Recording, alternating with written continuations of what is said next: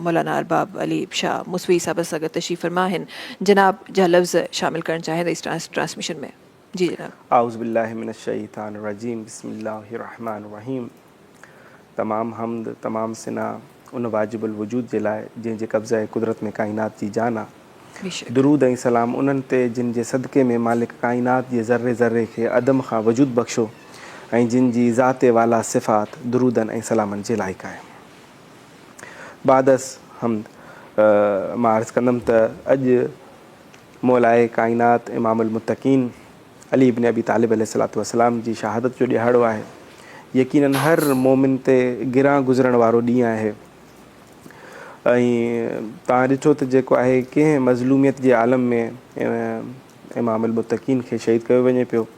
ऐं इमाम अलैहिस्सलातु वस्सलाम खे पाक नबी सल्लल्लाहु अलैहि वसल्लम पंहिंजी हयाती में ई बिशारत ॾेई विया हुया ऐं ॾसे विया हुया त कहिड़े तरीक़े सां ए अली तव्हांखे शहीद कयो वेंदो। जीअं ख़ुतबा शाबानिया मौला फ़रमाइनि पिया रसूल ख़ुदा सल्लल्लाहु अलैहि वसल्लम, ऐं उन में ॿुधाइनि पिया सभिनी खे, माण्हुनि खे जेके बि सहाब साम्हूं वेठा आहिनि सभिनी खे ॾसनि था त हिकु अहिड़ो महीनो अचण वारो आहे तव्हांजे आॾो जंहिंजूं ॾींहं हज़ार ॾींहंनि खां अफ़ज़ल आहिनि, जंहिंजूं रातूं हज़ार रातुनि खां अफ़ज़ल आहिनि, जंहिंजूं साअतूं हज़ार साअतुनि ऐं लम्हनि खां बहितर आहिनि, जंहिंमें साह खणणु तस्बीह जे बराबरि आहे सवाबु उन जो, जंहिंमें तव्हां ख़ैरात कंदव त 70 आम ॾींहंनि जे हिसाब सां तव्हांखे वधीक सवाबु मिलंदो। अहिड़े तरीक़े सां रसूलुल्लाह इन रमज़ान जे महीने जी बरकतुनि जे बारे में बयानु करे रहिया आहिनि। अचानक जेको आहे मौला अली ते नज़र पवनि थी ऐं पाण रोई था पवनि। ऐं मौला अली पुछनि था त या रसूलुल्लाह छो गिरियो कयो था? त पाक नबी फ़रमाइनि था त या अली हिन अहिड़े बाबरकत महीने जे अंदरि मुंहिंजी क़ौम मां, मुंहिंजी उम्मत मां हिकु शकी तरीन शख़्स जेको आहे उहो तव्हांखे सर ते वार कंदो ऐं तव्हांजी ॾाढ़ी जेका आहे ॾाढ़ी मुबारक तव्हांजे खून सां ख़िज़ाब थी वेंदी। सो मौला अली अलैहिस्सलाम चवनि था त या रसूल अल्लाह, मुंहिंजा आकाओ सरदार, छा उन वक़्तु मां हक़ ते हूंदुमि? त रसूल अल्लाह फ़रमाइनि था हा अली तूं हक़ ते हूंदे। बसि इहो चवणु आहे त मौला अली फ़रमाइनि था त बसि पोइ मूंखे को फ़र्क़ु कोन्हे त मौत मुंहिंजे मथां अची वञे या मां मौत जे मथां अची वञा। ठीकु, त उहो ई थियो 19 रमज़ान ते जेका अॼु खां 2 ॾींहं पहिरियां गुज़री।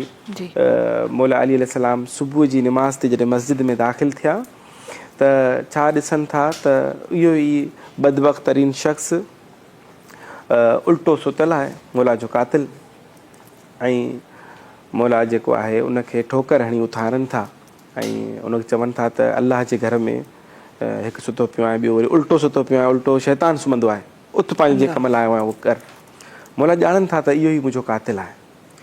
ऐं जेको आहे मां हिते हिकिड़ो शाइर ॾाढो बहितरीनु शेर चयो आहे, उहो कोट कंदो आहियां अक्सर, त मौत जेको आहे अक्सर वॾनि वॾनि बहादुरनि खे ठोकर हणी केरायो, पर अली उहो आहे जंहिं ख़ुदि मौत खे ठोकर हणी चयो उथ अली आयो अथई।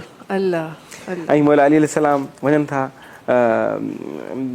2-3 रिवायतूं आहिनि त मौला जेको आहे नमाज़ शब पिया था पढ़नि या जेको आहे आज़ान ॾियण खां पोइ जेको आहे मौला नाफ़िला नमाज़ पढ़नि था त ॿी रकअत जे सजदे में जॾहिं वञनि था त हीअ बदबख़्त अचे थो तलवार खणी, ऐं उहा तलवार आहे, कुझु रिवायतूं मिलनि थियूं असांखे त इन में एॾो ज़हर विधो वञे थो इन तलवार जे ठाहिण में त इहे पूरे कूफ़े जे माण्हुनि खे मारण जे लाइ काफ़ी हुई। पर मौला अली अलैहिस्सलाम जे सर ते वार थिए थो। ऐं हाणे मौला जी जेका शहादत आहे उहा 2 तरीक़नि सां आहे, माना ज़हर जे असर सां बि आहे ऐं तलवार जे वार सां बि आहे, 2 तरीक़नि सां। ऐं हू वार करे थो ऐं जीअं ई मौला हसन हुसैन डुकंदा अचनि था मौला खे पंहिंजे गोद में खणनि था, छाकाणि त आसमान ते पूरे मके में कूफ़े में इहा सदा फैलिजी वञे थी त क़द कुतला अमीरुल मोमिनीन, अॼु मोमिनीन जो इमाम जेको आहे क़तल थी वियो। त यतीम जेके मके कूफ़े जा हुया इर्द गिर्द हुया उहे सभु डोड़नि था त असांजो जेको आहे अॼु बाबो अॼु दुनिया मां हलियो वियो। सो सभु अचनि था ऐं मौला हसन रोअनि था त मौला अली अलैहिस्सलाम उनखे चवनि था त रो न पुटु। मौला हुसैन रोअनि था त मौला अली अलैहिस्सलाम उनखे मना कनि था, तसली ॾियनि था त हीउ वक़्तु बि गुज़री वेंदो, तव्हां रुओ न, हे न कयो।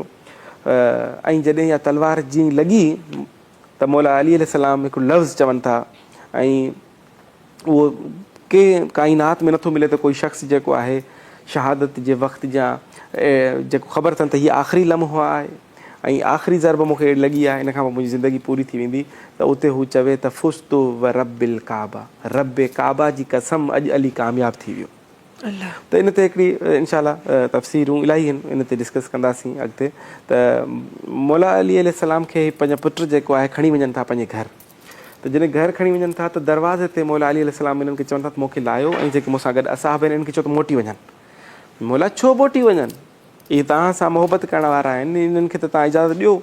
त मौला चए थो न, जीअं ई तव्हां वेझा वेंदव त मुंहिंजियूं धीअरुनि खे मुंहिंजी ख़बर पवंदी त उहे गिरियो कंदियूं, त मां नथो चाहियां त मुंहिंजी धीअरुनि जो गिरियो जेको आहे मुंहिंजे असहाब जे कननि ते हलियो वञे। अल्लाह।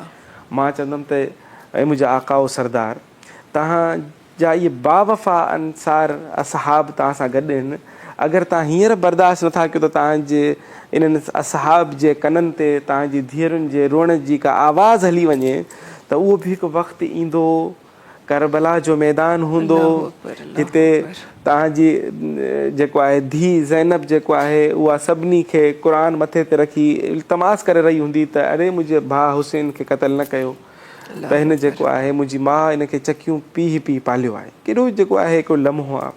त मौला अली अलैहिस्सलाम बिल आख़िर घर अचनि था। हाणे जीअं ई घर पहुता त धीअरुनि बीबी उम्मे कुलसूम, बीबी ज़ैनब जॾहिं बाबा जी हीअ हालत ॾिठी त रोअण लॻियूं। अच्छा, हाणे पीउ जो दिलि ॾिसो न, असां सभु धीअरुनि वारा आहियूं, त पुटनि खे त मौला अली अलैहिस्सलाम चवे पियो त न रो, गिरियो न कयो, उन्हनि खे सम्झाए पियो त जेको आहे हीउ वक़्तु गुज़री वेंदो, असां मर्द आहियूं, असांखे रोअणु न खपे, असां जेको आहे तव्हां परेशान न थियो, मां ठीकु थी वेंदुमि। पर जीअं ई धीअरुनि ते नज़र पियसि, धीअरूं रुनियूं, पीउ बि पाण रोअणु शुरू थी वियो। अल्लाह।